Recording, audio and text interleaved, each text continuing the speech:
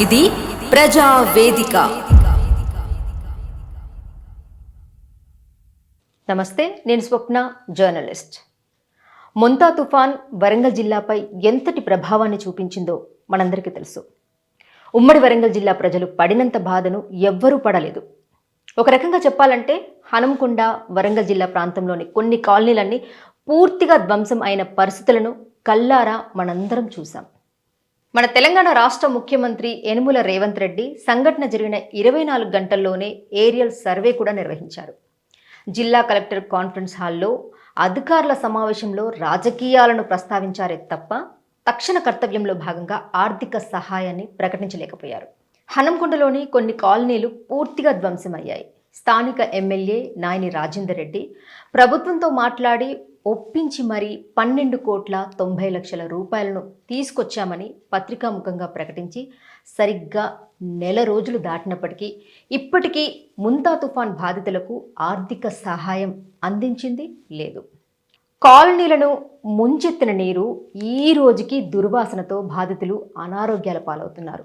మొంతా తుఫాన్ అనేది ప్రకృతి విపత్తుతో వచ్చిన నష్టమని బాధితులు సరిపెట్టుకోవాలా, లేదంటే రాజకీయ నాయకులు ఒకరి మీద ఒకరు విమర్శించుకుంటున్నట్లు ఈ మధ్య వార్తలు వస్తున్నట్లు కొందరు రాజకీయ నాయకులు చేసినటువంటి కబ్జాలే వీటన్నిటికీ కారణమా, లేక మాస్టర్ ప్లాన్ నిర్వహణ ప్రకారం అనుమతి ఇవ్వని మున్సిపల్ నిర్వాహకులు కారణమా?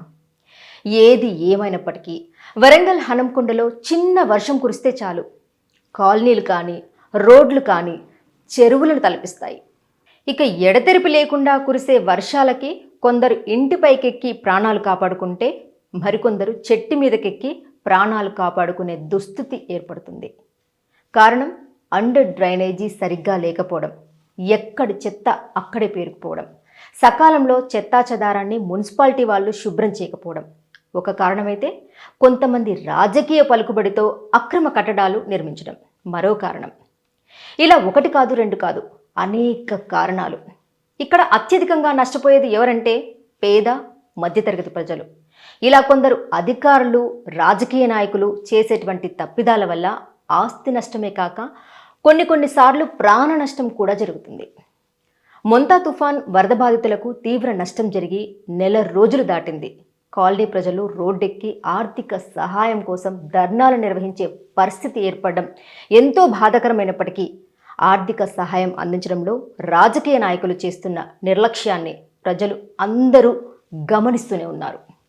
ఇకనైనా మొంతా తుఫాన్ బాధితులకు ప్రభుత్వం తరపున అధికారికంగా ప్రకటించిన చిన్న మొత్తంలో ఆర్థిక సహాయాన్ని వెంటనే అందించి నాయకులు ఇచ్చిన హామీలు కేవలం పత్రికా ప్రకటనలకు పేపర్లకు మాత్రమే పరిమితం కాకుండా రాజకీయ నాయకులు ఇచ్చిన మాట నిలబెట్టుకోవాలని మా జీ న్యూస్ గంగా ప్రవాహం నుండి కోరుకుంటున్నాను.